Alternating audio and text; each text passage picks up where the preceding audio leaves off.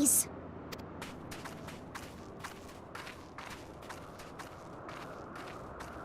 Oh, you were waiting for me. You've finished talking? Yes, we've come to a decision. My thanks for keeping Meteon company. Emet-Selch and Hythlodaeus have already retired to their rooms. There is room for you too, if you would follow me. Wait! I want to show you something first.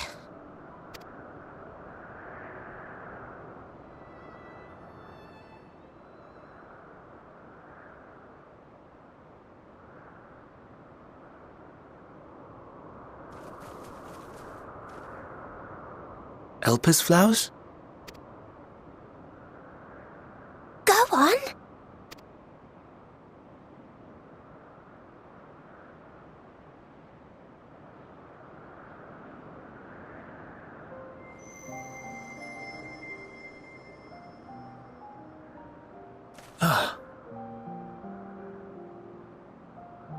You're not the only one, Hermes. Others feel sad too. You're not alone.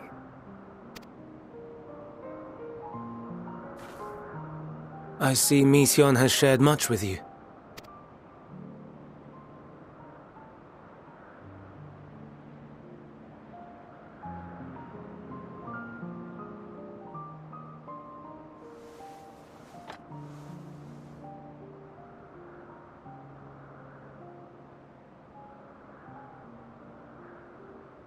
May we talk a moment?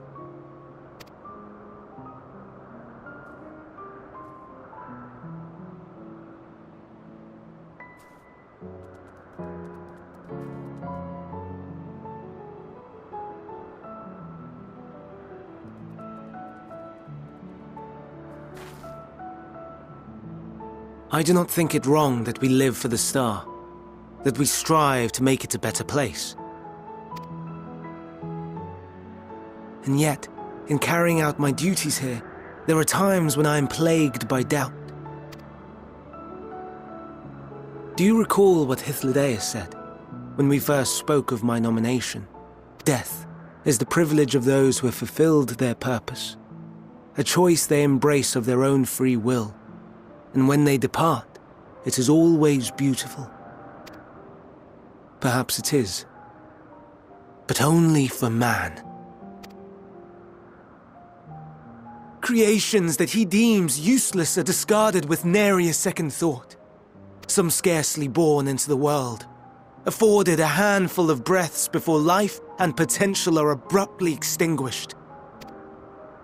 We make an effort to spare them the pain, but they sense what awaits. Rage and anguish and cower and fear, and it is not beautiful. Yet no one cares. No one. So fixated are we upon the duty that we do not pause to question the method. Pain and suffering, confusion and despair, writ plain in the eyes of those poor creatures. Yet no one sees. We turn a blind eye and carry on in blissful ignorance. Not amiss. And always the blossoms shine pure and white. A contradiction so blatant I could scream, want to scream. How can you all accept this aberration? Then I wonder, am I the aberration for thinking thus? And I am filled with dread. But now I know I'm not alone. Not the only one for whom the flowers weep. I won't ask what you thought as you kneeled beside the Elpis, or if you only did it at Meteon's insistence. Nevertheless, I thank you. To know that you too have experienced suffering is a comfort.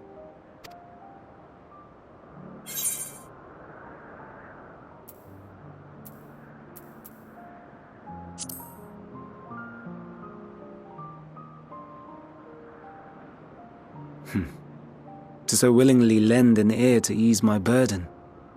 You are a strange one.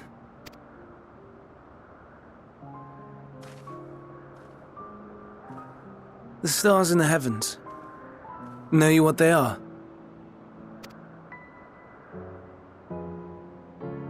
Though it is too far to tell, each glittering light could be a world not unlike Aetheris. A world filled with life. So many stars, so many lives. For us, there may be no higher purpose than to live for our world. But what of the other living beings out there? What is it that gives their lives meaning? That drives them day after day after day? To pose that question to our undiscovered cousins, I created beings of dynamis, who can traverse the vast emptiness between the stars. Meteion and her sisters. Aye, sisters. She has a great many of them, and they have already departed on their journey, traveling to one star and then the next in search of life. As one might expect, exploration on such a grand scale is rife with difficulties, and thus far I've naught to show for it. But I have faith that we will make some manner of discovery ere long.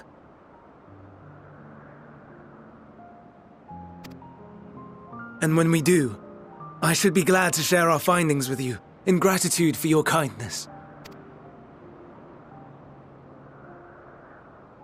It's getting rather late. We had best find our beds. It would not do for both of us to be sleep-deprived on the morrow. Come, Meteion. Let us head back. All right!